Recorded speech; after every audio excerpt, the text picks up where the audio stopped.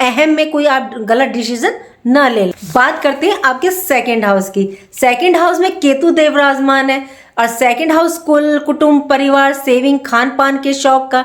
तो देखिए आपके सेकंड हाउस पर राहु की दृष्टि, शुक्र की संजीवनी दृष्टि, बृहस्पति की पंचम दृष्टि, 2 ग्रहों की दृष्टि और 29 मार्च से शनि की भी दृष्टि। तो इस टाइम पीरियड में घर, परिवार, कुल, कुटुंब में मतलब कोई प्रॉब्लम मतलब कि वाद विवाद चल रहे थे तो वह अब आपके जो है सारे शॉर्ट आउट हो जाएंगे, सॉल्व हो जाएंगे। और देखिए यहाँ सेकंड हाउस में केतु है तो केतु सेकंड हाउस में अच्छे माने जाते हैं, लेकिन इनकी एक शर्त होती है कि आप अपने आप को जिस भाव में केतु बैठते हैं, कहते हैं कि अपने आप को उस भाव से डिटैच कर दो तो वो देने का काम करेगा। जैसे ये सेविंग का है, कुल, कुटुंब, परिवार का। हाँ आप ध्यान रखिए लेकिन बहुत ज़्यादा मोह माया में मत आ जाइए।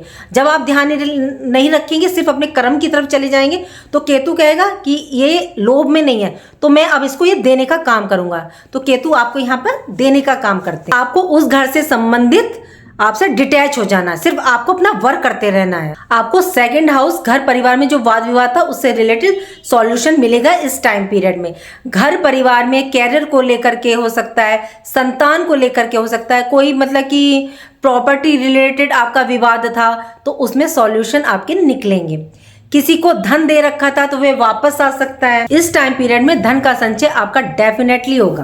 देखिए वाणी भाव में केतु है तो वैसे तो ठीक रहेगा, लेकिन क्या है कभी कभी आपकी वाणी में ना कर्कशता देखी जाएगी क्योंकि बुध और राहु की दृष्टि है। सूर्य की दृष्टि रहने से थोड़ी ईगो प्रॉब्लम आपको हो सकती है। आप इस टाइम पीरियड में मतलब डिप्लोमेटिक हो जाएंगे। वाणी से मतलब आप बड़े से बड़ा काम अपना बना भी सकती हैं और बिगाड़ भी सकती हैं। अगर आप संभल के चलेंगे तो आप इस दौरान बड़े से बड़ा काम वाणी के द्वारा निकाल सकते हैं। मंगल की चतुर्थ दृष्टि, 26 मंगल भी मार्गी हो जाएंगे। हालांकि 11th हाउस में शनि के घर में, शत्रु के घर में मार्गी हो रहे हैं तो कामों में स्पीड तो आएगी। जो कार्य आपके मतलब पाइपलाइन में थे, भूमि, भवन, मकान, प्रॉपर्टी रिलेटेड या पारिवारिक काम आपके रुके हुए थे तो अब उनमें तेजी, स्पीड देखने को मिलेगी क्योंकि प्लेनेटरी पोजीशन से ज्यादा ज्योतिष में दृष्टियां बहुत महत्वपूर्ण होती हैं, बहुत ज्यादा महत्व रखती हैं।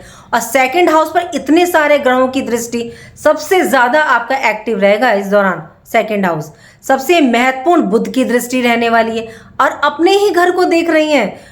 वाणी, मैनेजमेंट बेहतरीन देखने को मिलेगा। बात करते हैं थर्ड हाउस की। तीसरे भाव में तुला राशि, इसके स्वामी उच्च के 8th हाउस में, पराक्रम का स्वामी अष्टम भाव में। तो पराक्रम, मेहनत से अचानक परिवर्तन, बदलाव देखने को मिलेगा। छोटे भाई बहन को लाभ होगा, पड़ोसियों से लाभ होगा, उनसे संबंध सुधरेंगे। थर्ड हाउस छोटी यात्राओं का, कम्युनिकेशन, इंटरनेट, ऑनलाइन, डिजिटल का, तो इनसे आपको लाभ की प्राप्ति होगी। थर्ड हाउस की पोजीशन बेहतरीन स्थिति में है। देखिए यदि आपके रिश्ते इस दौरान किसी से टूट गए हैं या वो आपसे दूर चला गया है तो इस दौरान आपके जुड़ेंगे, कम्युनिकेशन से सुधरेंगे। थर्ड हाउस का स्वामी 8th हाउस में तो पैतृक संपत्ति से, इंश्योरेंस, शेयर मार्केट से प्राप्त होगा क्योंकि 8th हाउस आपके कर्मों के द्वारा कमाया गया धन का नहीं होता, ये वो होता है जो वसीयत के द्वारा या पैतृक संपत्ति के द्वारा प्राप्त होता है, तो ये उससे रिलेटेड होता है। बात करते हैं आपके 4th हाउस की। 4th हाउस में वृश्चिक राशि, जिसके स्वामी मंगल और मंगल मार्गी हो गए आपके 11th हाउस में। सुख भाव का स्वामी लाभ भाव में मार्गी हो रहे हैं, ये सुंदर स्थिति है। भवन, भूमि, वाहन, प्रॉपर्टी रिलेटेड कोई कार्य होंगे या आप खरीदने की सोच रहे हैं तो ये सपना आपका पूरा होगा। 4th हाउस पर दसम दृष्टि शनि की और बृहस्पति की 7th दृष्टि, तो आप अपने कर्म से, मेहनत से कोई बड़ी उपलब्धि आपको कहाँ प्राप्त होगी? अपनी मातृभूमि की जगह पे जो पेरेंट प्लेस होगी वहां पर प्राप्त होगी। माँ से आपके रिलेशन सुधरेंगे, माँ के स्वास्थ्य का ध्यान रख करके चलिएगा। देखिए इस दौरान खास तौर से उनको BP problem, heart related problem का ध्यान रखिएगा क्योंकि मंगल क्या है? ब्लड के कारक है और हमारी बॉडी में पूरा जो फ्लो है वो मंगल का ही है, तो ध्यान रखिएगा। अपने क्रोध पर नियंत्रण रखकर चलेगा जब कोई मेन डिसीजन ले रहे हूं तब। बात करते हैं आपके 5th हाउस की। 5th हाउस प्रेम, प्यार, विद्या, जीवन के उत्थान का, क्रिएटिविटी का, पूर्व जन्म के फलों का। और 5th हाउस में धनु राशि और इसके स्वामी बृहस्पति पंचम के कारक है और 10th हाउस में विराजमान है। पंचम का स्वामी दशम में, बेहतरीन स्थिति।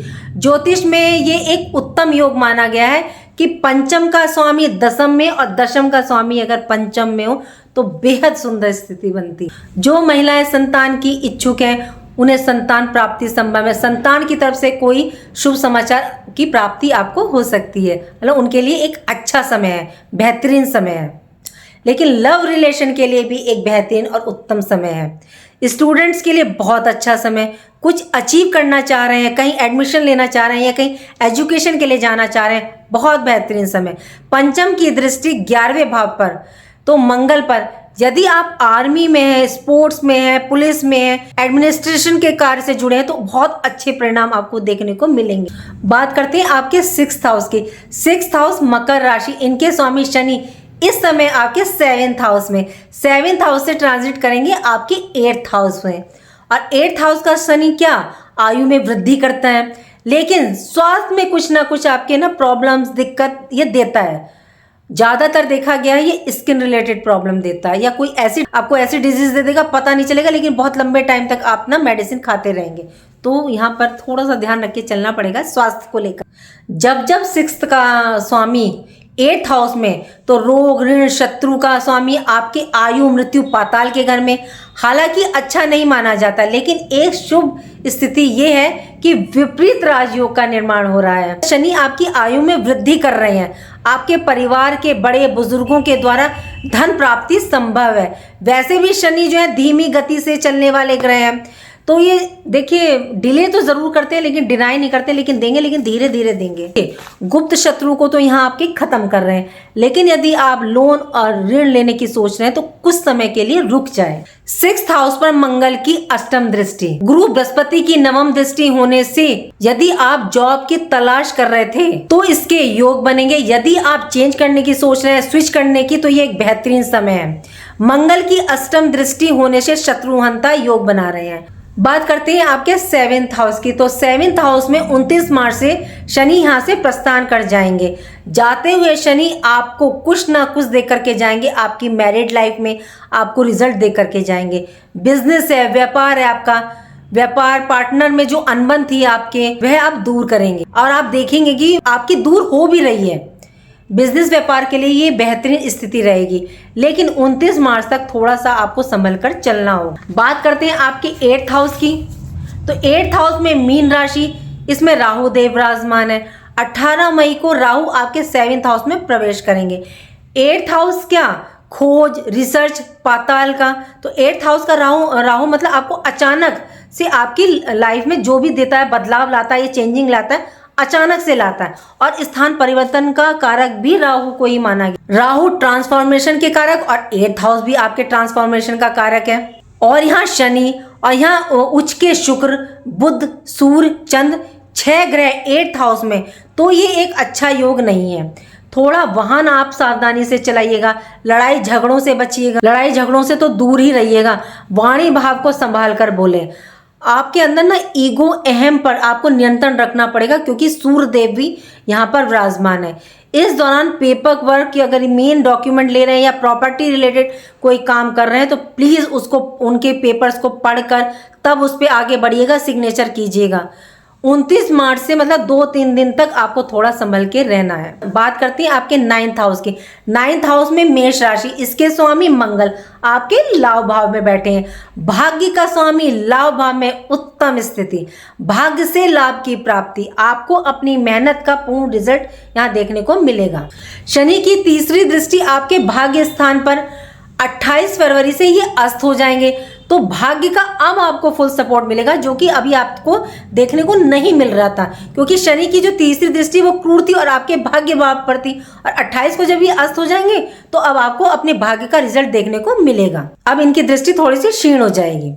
बात करते हैं 10th हाउस की। 10th हाउस में वृषभ राशि, इसमें गुरु बृहस्पति, तो कैरियर के क्षेत्र में, वर्क प्लेस पर कोई बड़ा लाभ, गवर्नमेंट से लाभ की प्राप्ति, कोई सरकारी काम, प्रोजेक्ट रुके हुए थे वो आपके पूरे होंगे। पिता से आपको लाभ प्राप्त होगा, पिता के स्वास्थ्य में सुधार देखने को मिलेगा। पिता से अचानक आपको लाभ की प्राप्ति संभव है और पिता से यहाँ लाभ आपको होता हुआ दिख भी रहा है। चेंजिंग का, जॉब का यहाँ योग बन रहा है। यदि आप चेंज करना चाहते हैं, अपने कैरियर में कुछ परिवर्तन करना चाहते हैं, तो ये उत्तम समय रहेगा, आप कर सकते हैं, लेकिन 29 मार्च से पहले, नहीं तो फिर उसके बाद आपको 2-3 दिन कुछ समय के लिए रुकना पड़ेगा। बात करते हैं आपके 11th हाउस की। 11th हाउस में लाभ भाव में मंगल मार्गी हो रहे हैं आपके 24 फरवरी से। यहाँ आपके काफी काम पेंडिंग थे वो बनेंगे, आपकी इच्छाओं की पूर्ति होगी।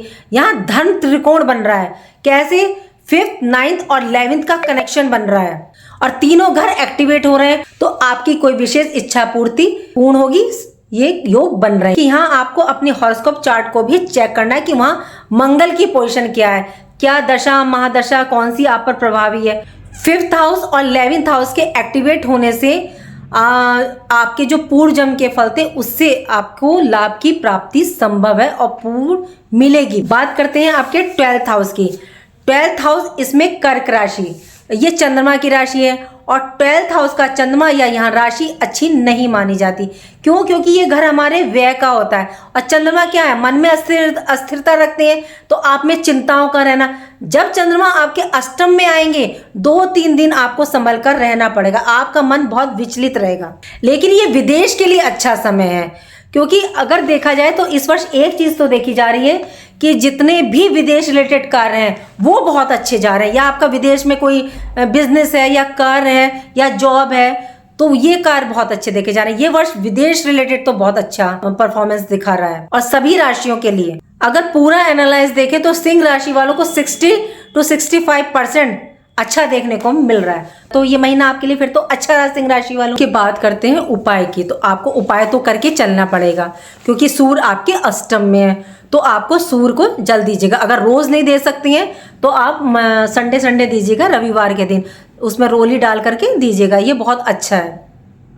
लेकिन ये भी देख लीजिएगा कि आपकी अपनी चार्ट में सूर्य यदि शुक्र के घर में बैठा है तो थोड़ा सा दूध डाल के दीजिएगा, और पंचम घर में बैठा है तो रोली डाल के दीजिएगा, ये जरूर चेक कर लीजिएगा अगर आपको इसके पूरे रिजल्ट लेने हैं तो।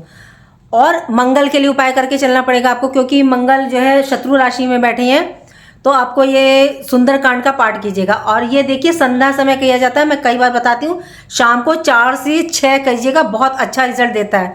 सुंदरकांड का पाठ करके चलिएगा।